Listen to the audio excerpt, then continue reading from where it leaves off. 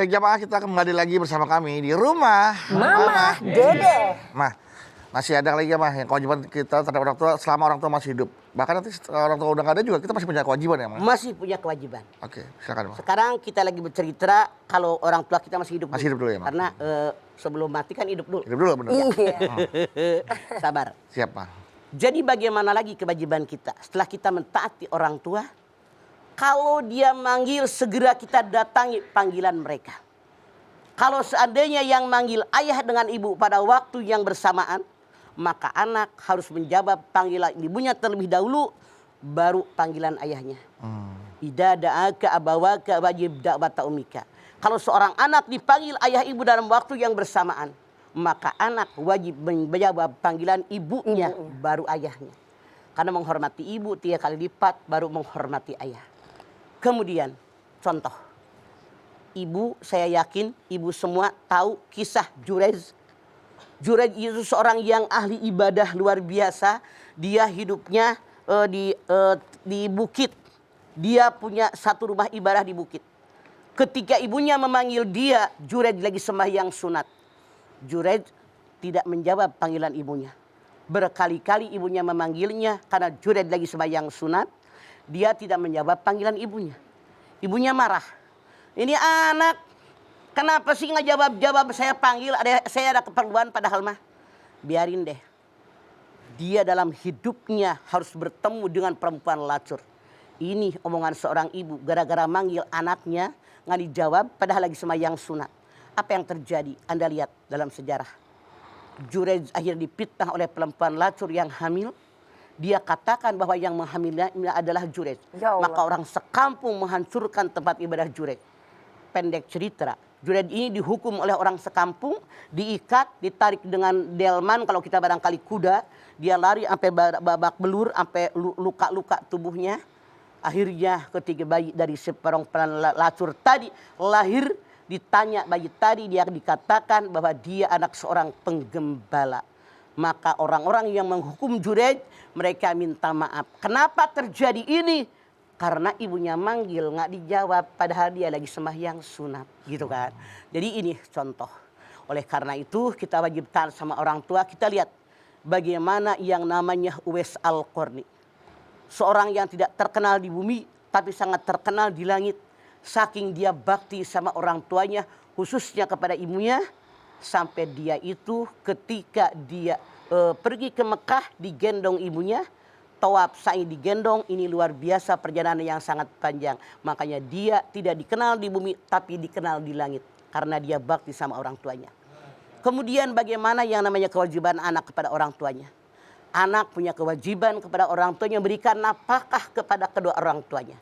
Yas'alunaka madza yunfikun qul ma anfaqtum min khairin palil walidaini wal aqrabin wal yatama wal masakin. Muhammad, kalau hambaku bertanya kepadamu tentang nafkah yang terbaik, jawab kepada yang bertanya. Nafkah yang terbaik diberikan kepada orang tua, keluarga dekat, keluarga jauh, kemudian anak yatim, fakir miskin, kemudian ibnu sabil. Jadi Allah berfirman dalam ayat ini, kalau kita punya duit yang pertama dikasih orang tua kita. Karena tanpa orang tua kita nggak seperti sekarang. Maaf, apalagi kalian anak laki-laki sampai kapanpun tetap punya kewajiban memberikan nafkah kepada orang tua. Tadi ayat, hadis lain mengatakan, suatu ketika seorang laki-laki bilang, ya Rasulullah, saya punya harta, saya punya anak. Datanglah orang tua saya minta harta saya. Rasulullah pun menjawab, dirimu dan hartamu milik orang tuamu. Dari hadis ini jelas bahwa yang namanya kalian sebagai anak-anak wajib memberikan nafkah kepada orang tua kalian. Kalau dalam kondisi orang tua kalian tidak mampu, dalam kondisi kalian punya kesempatan, punya kemampuan untuk berikan kepada mereka, dalam kondisi kepepet, maka hukumnya memberikan nafkah kepada orang tua kalian adalah wajib. Kecuali dalam tanda kutip, kalau orang tua Anda orang yang kaya, bahkan anaknya lebih miskin daripada orang tuanya, boleh jadi tidak usah ngasih duit, tidak usah ngasih apa-apa. Perhatian, teguran, sapaan, pandangan mata yang menyejukkan, kunjungan, Masya Allah itu akan menyenangkan hati orang tua kita. Kemudian apalagi kewajiban anak kepada orang tua? Doa buat orang tua biar mereka selamat dunia sampai akhirat. Bukankah kita yang namanya orang tua? Syukur-syukur kalau anak-anak kita soleh dan solehah. Anak yang bengal sekalipun, anak yang ngelawan sekalipun, yang nyebelin sekalipun, kita sebagai orang tua tetap berdoa, ya Allah, jadikan anak saya anak soleh, anak yang solehah. Ya Allah, berikanlah kepada mereka kehidupan yang layak, kehidupan yang baik. Betul nggak, Bu? Tetap kita mendoakan anak-anak kita. Kalau kita sehat walafiat, anak kita sakit. Kadang-kadang kita bilang, ya Allah, kenapa nggak saya aja yang sakit? Kenapa anak saya? Ya Allah, bila panjang umur anak saya, biar sehat kembali, biar hidupnya diberikan kebahagiaan. Itulah yang namanya orang tua buat anaknya. Tapi yang namanya anak kadang-kadang mendoakan orang tua, ya Allah, kalau emak mau diambil, ambil. Ya Allah, itu anak yang kurang ajar. Tapi berdoalah buat orang tua kalian yang terbaik. Iya, Pak. Seandainya, tadi belum nanya, orang tua kalian sudah meninggal dunia, masih banyak yang bisa kita lakukan.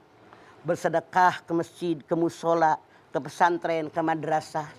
Bikinlah gedung pertemuan, bikinlah jembatan, bikinlah jalanan umum. Niatkan pahalanya buat orang yang meninggal. Ini pun pahalanya sampai. Lalu apalagi silaturahim yang mereka lakukan, lanjutkan oleh kita. Lalu apalagi dulu kebaikan-kebaikan yang mereka lakukan, lanjutkan oleh kita. Apalagi orang-orang yang ditanggung oleh orang tua kita, lanjutkan oleh kita. Jadi beduk jangan khawatir, walaupun orang tua kita sudah meninggal dunia, masih banyak yang bisa kita lakukan sebagai anak demi kewajiban anak kepada orang tua. Karena yang namanya anak punya kewajiban kepada orang tua, itu pahalanya luar biasa besar. Sampai Rasul mengatakan, ridallah fi ridal walidain, suhtullah fi suhtil walidain.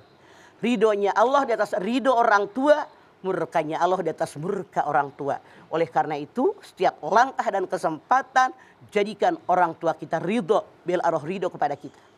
Jangan menjadikan orang tua kita murka, apalagi meneteskan air mata. Karena ini merupakan tiket neraka jahanam. Na'udzubillahi min dzalik. Luar biasa.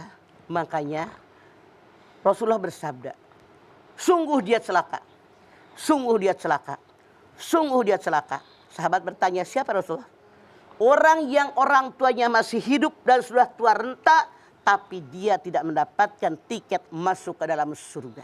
Artinya apa? Orang tua yang sudah tua renta, dirawat sama anak-anak yang segar bugar kayak begini, maka pahala buat mereka, jatahnya Rasul mengatakan masuk surganya Allah. Mudah sekali kalau kita masih ada orang tua, tiket surga urusin dah orang tua kita. Insya Allah kita masuk surga dari pintu mana kita suka. Amin. Amin, amin. Artinya kalau orang tua kita sudah tidak ada, bagaimana cara kita mendapatkan ridho dari orang tua kita? Ya, betul. Caranya bagaimana? Seperti apa tuh, Bang? Kalau orang tua kita sudah tidak ada, bagaimana untuk mendapatkan ridho orang tuanya, Bang? Kan kita bisa melakukan yang terbaik. Oh, itu, Bang. Misalnya dulu punya orang tua, misalnya punya utang, bayarin sama kita. Misalnya orang tua kita dulu ngurusin anak yatim yang mana, kita urusin anak yatim lagi sekarang. Misalnya dulu orang tua kita ngurusin ponakannya, ngurusin sepupuannya, kita lanjutkan. Di situ insya Allah kalau kita ikhlas hanya karena Allah, maka orang tua kita akan ridho dengan apa yang kita lakukan. Karena apa yang kita kerjakan tidak melenceng jauh dari apa yang mereka lakukan. Begitu. Iya. Nah, memang kewajiban kita sebagai anak tuh memang kadang-kadang suka lupa ya, Ma. Apalagi masih anak-anak, yang masih remaja, kadang-kadang sering kali menyakiti hati ibunya, minta motor nggak dibeliin, ngamuk-ngamuk, nah, itu yang salah. Aduh, kadang-kadang. Tapi makanya berikan dasar agama yang baik dari mulai awal, nih anak-anak. Kalau mereka punya dasar agama yang baik, bagaimana aturan hidup dalam agama kita, bagaimana menginginkan keduniaan, maka insya Allah apa yang Beduk katakan tidak akan terjadi.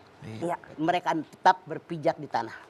Baik Mama, kalau gitu terima kasih banyak ya Mah. Nanti kita lanjutin lagi nih Mah. Tentunya jamaah yang ada di studio yang mau nanya sama Mama mengenai kewajiban anak terhadap orang tua bisa disampaikan setelah ini.